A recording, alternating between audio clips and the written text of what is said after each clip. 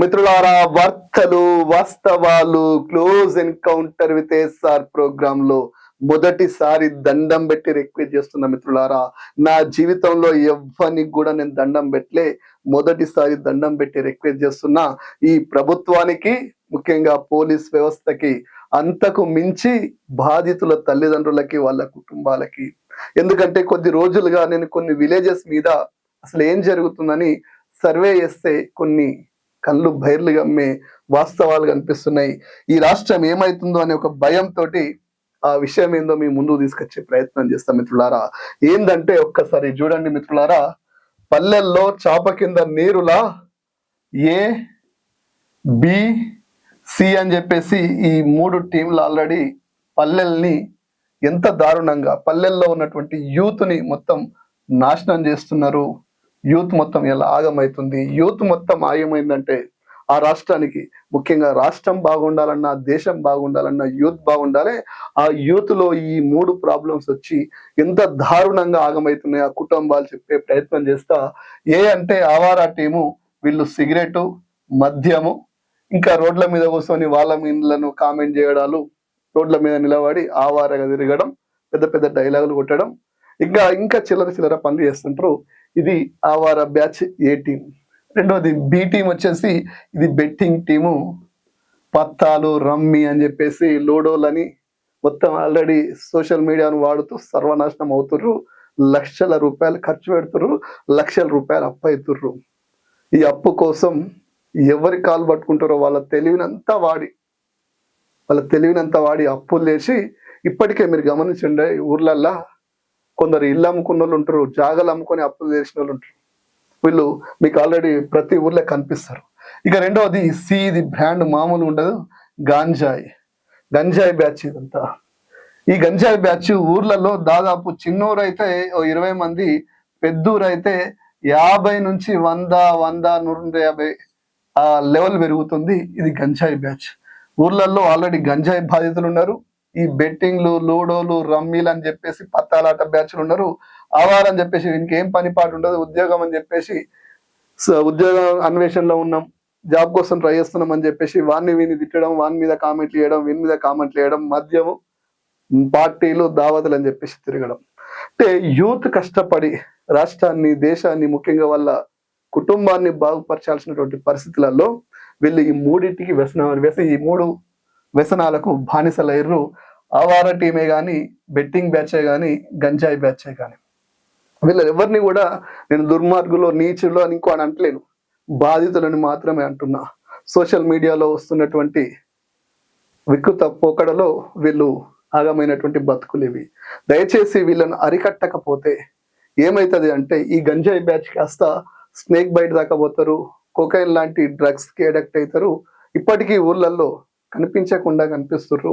వాళ్ళ కుటుంబాలు ఎట్లుంటాయో వాళ్ళకి తెలుసు. ఆ గంజాయి దొరకకపోతే ఆ సమయంలో వాళ్ళు చేసే తీరు ఎట్లుంటది, వాళ్ళ వికృత ప్రవర్తన ఎట్లుంటుందో వాళ్ళ కుటుంబం ఇప్పటికే అనుభవించుంటది. అట్లాంటి గంజాయి బ్యాచే కానీ, బెట్టింగ్ బ్యాచే కానీ, బెట్టింగ్ బ్యాచ్ ఊర్లల్లా లక్షల రూపాయలు పోగొట్టుకున్నారు, లక్షలు ఇంకా అప్పులు చేస్తుర్రు. కాకపోతే వీళ్ళు మన పక్కనే తిరుగుతుంటారు. ముఖ్యంగా వీళ్ళని ఇట్లే వదిలేస్తే 1 ఇయర్ ఇంకా కొద్ది అట్లే వదిలేస్తే ఏం జరుగుతుంది అని అంటే, ఆవార బ్యాచ్లు కాస్త గ్యాంగులుగా మారుతాయి. బెట్టింగ్ బ్యాచ్లు కాస్త ఒక 50 లక్షల నుంచి, ఒక వ్యక్తి 50 లక్షల నుంచి 1 కోటి మధ్య అప్పులు చేసి ఆస్తులు అమ్ముకునే ప్రయత్నం చేస్తారు. ఇప్పటికే హౌసింగ్ లోనను, మార్టిగేజ్లోనూ ఆస్తుంటే మార్టిగేజ్లోనను ఆల్రెడీ ఇప్పటికే వాళ్ళు చేసిన అప్పులకి ఇప్పటికే వెతుక్కుంటారు. ఇకపోతే గంజాయి బ్యాచ్ అయితే వాళ్ళు పానాలు తీయడానికి కూడా వెనకాడరు. వాళ్ళు పానాలు గుర్తులు, వాడు చచ్చిపోతాడా, వేరే వాళ్ళని చంపుతాడా, అవ్వయ్యని చంపుతాడా పైసలు లేకపోతే, అప్పులు పుట్టకపోతే దోస్తులను చంపుతాడా, దొంగతనాలు చేస్తాడా, మర్డర్లు చేస్తాడా, హత్యలు చేస్తాడా, మానభంగాలు చేస్తాడా తెలియదు. దయచేసి ఈ ముగ్గురు బాధితుల్ని అరికట్టాల్సినటువంటి ప్రభుత్వం చెబ్బలు జరుస్తుంది, డెడ్ లైన్లు పెడుతుంది, హెడ్డింగ్లు పెడుతుంది తప్ప ఎవరు కూడా కుక్కటి వేళ్లతోటి అంతం చేసే ప్రయత్నం చేస్తలేరు. ముఖ్యంగా లక్షల్లో జీతాలు తీసుకునే పోలీస్ వ్యవస్థ ఇంకా నిశ్శబ్దంగానే ఏదో అక్కడోటి కేసు కట్టినట్టు చేసుడు తప్ప పూర్తిగా అరికట్టలేకపోతారు.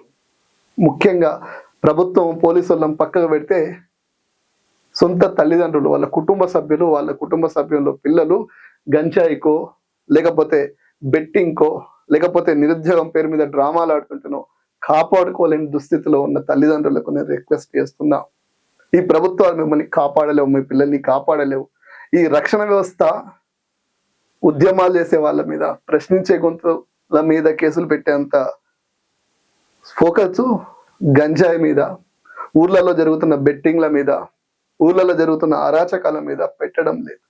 దయచేసి పోలీస్ వ్యవస్థను రిక్వెస్ట్ చేస్తున్నా, ఇప్పటికైనా ఈ యువతని మీరు కాపాడగలిగితే ఆ ఊర్లను కాపాడిన వాళ్ళైతారు, ఈ రాష్ట్రాన్ని కాపాడిన వాళ్ళైతారు, ఆ కుటుంబాలను నిలబెట్టిన వాళ్ళైతారు. ఇప్పుడు చూస్తే చిన్నగానే అనిపిస్తుంది, ఆ కుటుంబాలు ఆల్రెడీ ఇప్పటికే నరక యాతన అనుభవిస్తున్నాయి. ఇంకా ఇలాగే వదిలేస్తే గంజాయి బాధితులు వాళ్ళ గురించి చెప్తే కూడా చంపేస్తారు. ఒక టీమ్గా తయారవుతారు. ఇప్పటికే ఇంకా రాజకీయ కోణం గురించి అది సపరేట్గా చెప్పచ్చు. దీనిలో రాజకీయం, ఈ గంజాయి విషయంలో రాజకీయ కోణం తీస్తే ఇప్పటికీ ఊరూరుకు 20 నుంచి 100 మంది ఉన్నారు కదా. ఈ 100 మంది ప్రతి నియోజకవర్గంలో ఆల్మోస్ట్ ఒక 100 గ్రామాలు ఉంటాయి. ఈ 100 గ్రామాల గంజాయి తెచ్చే వాళ్ళకు ఒక ప్రొఫెషనల్ రాజకీయ నాయకుడు, జైలుకు పోయినోడు, అబద్ధాలు చెప్పేటోడు, రేప్ కేసులలో ఇన్వాల్వ్ అయినట్లాంటి వాళ్ళు కొంతమంది వీళ్ళకి సపోర్ట్గా ఒక రాజకీయ పార్టీకి అండగా ఇంకొంతమందిని ప్రేరేపించే ప్రయత్నం జరుగుతుంది. అలాంటి వాళ్ళ మీద చర్యలు తీసుకోలేకపోతారు. వాళ్ళు యథేచ్ఛగా ఆల్రెడీ జైలు వేచి రోడ్ల మీద తిరుగుతుంటారు, డైలాగులు కొడుతుంటారు, మళ్ళీ గంజాయి బాధితులకి సపోర్ట్గా ఉన్నామని చెప్పేసి నిలబడుతుంటారు. ఈ గంజాయి కోసమైనా మా కోసం వాడు మాట్లాడేటోడు ఉంటాడు అని చెప్పేసి అన్న ఈ రాజకీయ కోణంలో చాలా మంది ఆ బాధితులు వాడిని హీరోగా ప్రొజెక్ట్ చేసే ప్రయత్నం చేస్తారు. దయచేసి అర్థం చేసుకోండి, ఇది తెలంగాణ ఉద్యమ నేల. ఉద్యమం చేసినటువంటి బిడ్డలు కరెక్ట్గా ఒక 10 ఏళ్ళ కిందకి పోతే ఉద్యమం గురించి మాట్లాడిన వాళ్ళు, తెలంగాణ అభివృద్ధి గురించి మాట్లాడిన వాళ్ళు, తెలంగాణ రావడం కోసం కొట్లాడిన వాళ్ళు, విద్యార్థి సమస్యల మీద పోట్లాడిన వాళ్ళు ఇలా గంజాయి మీద, బెట్టింగ్ల మీద, లూడోల మీద, రమ్మీల మీద, పత్తాల మీద మాట్లాడుకునే దుస్థితికి దిగజారిపోతుర్రు. దయచేసి రాష్ట్రం బాగుండాలన్నా, దేశం బాగుండాలన్నా, నా పల్లెలు బాగుండాలన్నా యువత బాగుండాలి. దయచేసి రాష్ట్ర ప్రభుత్వానికి చెప్తున్నా, గత ప్రభుత్వాలకు కూడా చెప్పిన, ఈ రాష్ట్ర ప్రభుత్వానికి ముఖ్యంగా చెప్తున్నా, ఈ ఇష్యూని, ఈ ఏబిసి ఇష్యూని అరికట్టకపోతే ఈ ఇష్యూని అరికట్టకపోతే కరెక్ట్ 1 yearలో దీనిలోకించి దీని వ్యసన పరుడో ఎవరినైనా తీసుకో 50 లక్షల నుంచి ₹1 నుంచి 10 కోట్ల దాకా అప్పులైతారు, ఉన్న ఆస్తులు అమ్ముతారు, తల్లిదండ్రులను రోడ్ల మీద పడేస్తారు.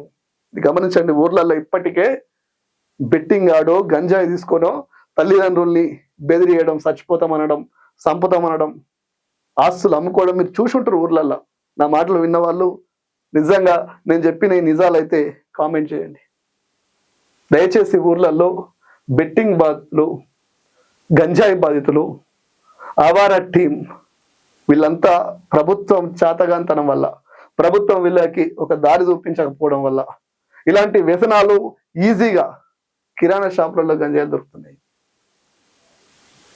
నిన్న మొన్నటి వరకు మద్యం మీద మాట్లాడిన వాళ్ళు ఇంటింటికి మద్యం పంపించే కార్యక్రమం చేస్తారు. సరే, ప్రభుత్వ ఇష్యూలు పక్కన పెడితే ఈ గంజాయి కానీ, ఈ బెట్టింగ్ కానీ, నిరుద్యోగం పేరు మీద ఊర్లలో తిరుగుతున్నటువంటి అమాయకుల ఎట్లా కాపాడుతారో ఈ ప్రభుత్వం దగ్గర ఒక స్పష్టమైనటువంటి విధి విధానాలతోటి ముందుకు పోకపోతే ఈ పిల్లలు ఆగమవుతారు. ఈ పిల్లలే ఆ ఊరికి కానీ, ఈ రాష్ట్రానికి కానీ ముఖ్యమైనటువంటి అభివృద్ధి చేసే ప్రదాతలు. వాళ్ళు ఇలా ఆగమైతే రాష్ట్రం ఆగమవుతుంది. దయచేసి నేను మళ్ళీ రిక్వెస్ట్ చేస్తున్నా, మీ కాళ్ళకి దండం పెట్టి అడుగుతున్నా, దయచేసి ఈ సమస్య మీద ప్రభుత్వము, పోలీసులు, తల్లిదండ్రులు కఠినంగా వ్యవహరించకపోతే, నిన్న మనం చూసినాం, ఒక తల్లి తండ్రులు ఒక ఆడామె గంజాయి దానికి అలవాటు అయితే పోలీసులకు అప్పచెప్పినట్టు. మీరు రోడ్డు మీదకి రండి, తప్పు చేసిన వాళ్ళని వదిలేస్తే అయ్యో నా కొడుకు అని చెప్పేసి బయట పోతే ఇజ్జత పోతానో చెప్పుకుంటే ఇజ్జత పోతుంది, లేదంటే పానం పోతుంది. దయచేసి అర్థం చేసుకోర్రి.